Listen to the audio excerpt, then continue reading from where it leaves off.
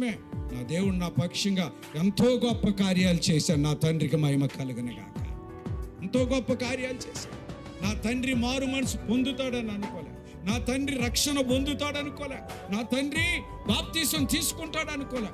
నా తండ్రి తాగు నుంచి విడుదలైపోతాడు అనుకోలేదు. నా తండ్రి ఆ పాప భూయిష్ట లోకం నుంచి వేరైపోతాడని అనుకోలేదు. కానీ ఒక రోజున నా దైవిష్యంలో 95, 96 సంవత్సరంలో నీ తండ్రి నీ తల్లి ఈ స్థలానికి రావద్దని నువ్వు అనుకుంటే కన్నీరు కార్చి నీ అన్నలో నీ అక్కలో నీ బావలో నీ చెల్లెలు వారి కొరకు ప్రార్థన చేసుకోమని ఆయన వాక్యం చెప్పినప్పుడు ఆ రోజు నుంచి నా కళ్ళలో నుండి కన్నీరు కారుస్తూనే ఉంది. ఏ రోజు నా తండ్రిని రక్షిస్తావు? ఏ రోజు నా తల్లిని రక్షిస్తావు? ఏ రోజు నా అన్నల్ని రక్షిస్తావు?